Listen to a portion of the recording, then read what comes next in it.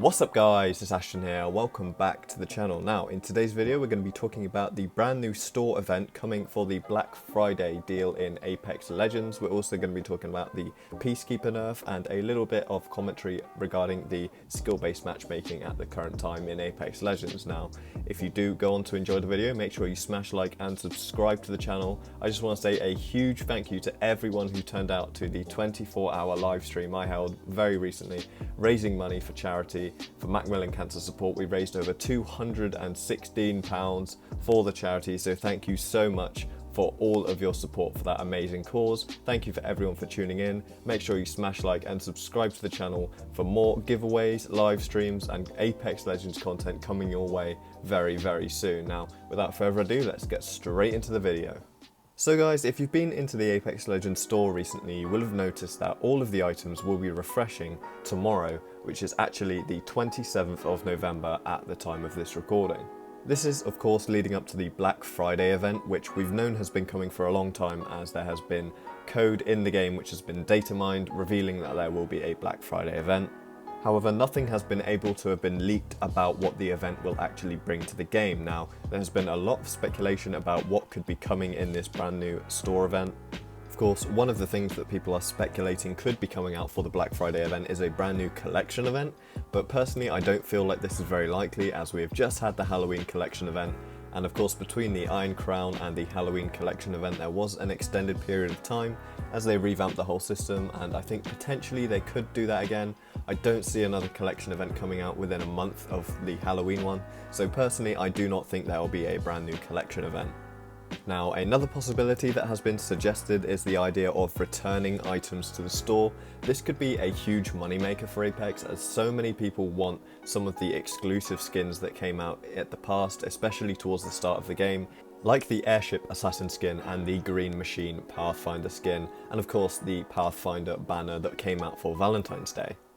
Personally, I'm slightly torn on the idea of past items coming back to the store, as the whole idea of these items is to be exclusive to those who managed to catch them in the time that they were out in the store, and I know so many skin collectors and hunters are so proud of having certain skins in the game that not many people have, but then of course so many people will go to buy these skins that it loses all rarity and all exclusivity, and I feel like those people that bought it all the way back in the day will have a real kick in the teeth because their skin is no longer worth what it once was. And I think also having these rare and exclusive skins helps you identify a good player, or an experienced player rather, than maybe a newer player, because you know if you see someone with the Airship Assassin skin that they've been playing the game for a long time and you're going to be in for a tough fight most of the time. Now, another possibility is of course that they just completely revamp the whole store, bring out a whole new system in the store, which I think everyone would be so thankful for, and maybe they just put a sale on and maybe knock down the price of a few legendary skins for a couple of days, as of course Black Friday is all about just knocking down the price on things and selling things for cheap, so potentially it could just be a big sale. Who knows? Let me know in the comments down below what you think will come in the Black Friday event tomorrow, and what you want to come in the Black Friday event. Maybe you want these old returning skins to come back, or maybe you want a new collection event. Make sure you drop a comment in the comment section below to let me know what you want to come in this new event. Moving on now, we're going to be talking about the Peacekeeper Nerf, which recently happened, and Respawn addressed this on Twitter, saying that they have increased the rechamber time for the Peacekeeper and decreased the headshot multiplier, meaning it deals less headshot damage. I've recently addressed how broken the Peacekeeper is in a recent video, so I'm not going to go into that too much now.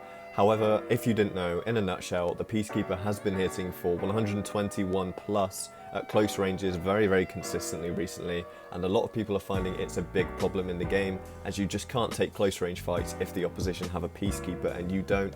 9 times out of 10 you're just going to get 1 tapped or 2 tapped, and it is a real problem for players right now, including myself. I've been struggling with this one quite a bit. It's also worth noting that the Peacekeeper of course can be used as a sniper with the precision choke, and can also hit for 110 damage plus at longer ranges, which of course is also a problem, as it is a shotgun and it should be used at close ranges only, not as a sniper rifle, and it should certainly not be dealing more damage than any other sniper rifle bar the Kraber.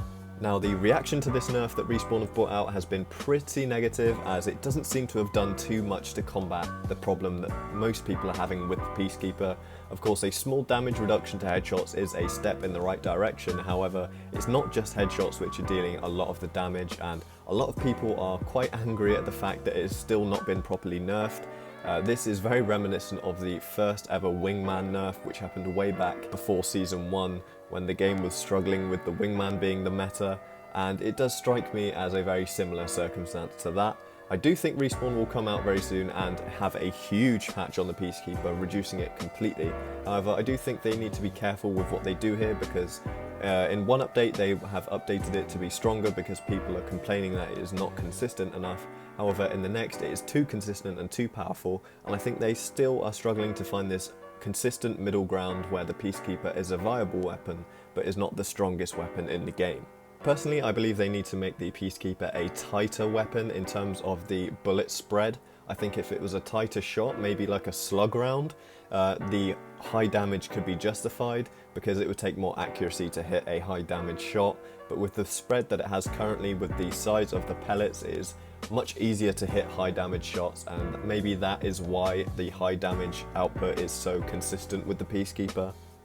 I also think the spawn rate of this weapon is slightly too high because every team seems to have at least 2 Peacekeepers now, and I think maybe if they reduce the spawn rate of it, people will see it less and it will become less of a problem. But yes, I do expect to see a Peacekeeper Nerf 2.0 coming in very, very soon into the game, as people are fed up of a Peacekeeper 1-tapping and 2-tapping them every single game. I know I am. Let me know in the comments below what you think of the Peacekeeper and if you're tired of it. But moving on now, we're going to be talking about the skill-based matchmaking post-duos in Apex Legends. Now, skill-based matchmaking has been in Apex Legends for a very long time now. However, ever since the Duos limited time event has ended, a lot of people are complaining and struggling, especially on social medias, about the skill-based matchmaking in Apex currently. One of those players who is struggling is actually the #1 for kills across all platforms, TermK47, who is struggling personally with the skill-based matchmaking, as of course he is #1 for kills across all platforms, and he says it is ruining the game for him right now, which of course is understandable as he solo queues only. Personally, I'm seeing a lot more pre-made Predator teams in my personal lobbies, and of course when you solo queue and go into matches against full pre-made Predator squads, you're not going to be in for a good time. Of course, this has prompted a lot of conversation in the community about whether or not skill-based matchmaking should be in the game.